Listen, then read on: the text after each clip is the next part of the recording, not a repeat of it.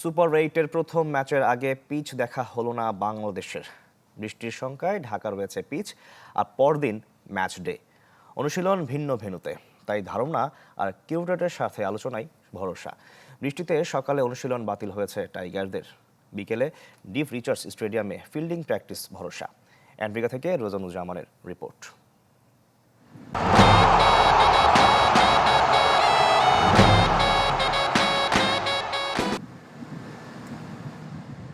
Pitch দেখার ব্যর্থ চেষ্টা বাংলাদেশ কোচের। অ্যান্টিগার বৃষ্টির শঙ্কায় ঢেকে রাখা হয়েছে 22 গজ। কিউরেটরকে অনুরোধ করেও মেলেনি দেখার সুযোগ। বাংলাদেশ দল আসার আগেই ক্যামেরার চোখ খুঁজে নিয়েছে পিচ। রান বন্যার ইঙ্গিত দিলেও এ মাঠের 4 ম্যাচ দিচ্ছে বোলারদের আধিপত্যের প্রমাণ। অ্যান্টিগার আকাশ এমনিতেই কথা শোনে না, তাই বৃষ্টিতে বাতিল হয়েছে সকালের অনুশীলন।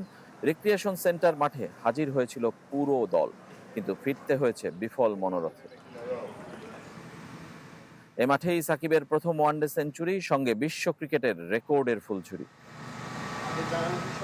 হোটেলে ফিরে বিকেলে আবার মাঠে দল, তবে এবার সাকিব আর লিটন আসেননি।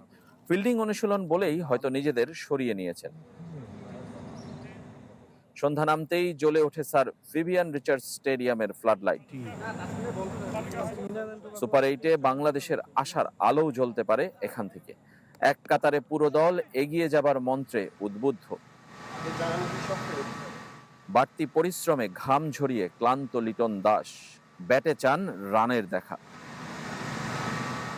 তবে মুখে হাসি পুরো দলের। টি-20 বিশ্বকাপের সবচেয়ে বেশি জয় আর পরের রাউন্ডে যাবার আনন্দে।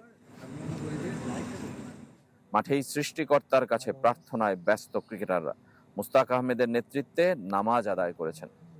সুপার 8-এর সুপার লড়াই শুরুর অপেক্ষায় বাংলাদেশ। শেষ মুহূর্তের প্রস্তুতি চলছে স্যার ভিভিয়ান রিচার্ডস স্টেডিয়ামে। যদিও ম্যাচ একদিন পর, কিন্তু ম্যাচ ভেন্যুতে অনুশীলনের শেষ সুযোগ বাংলাদেশ দলের সামনে। ফিল্ডিং দিয়েই সেই প্রস্তুতি সারছে টাইগাররা।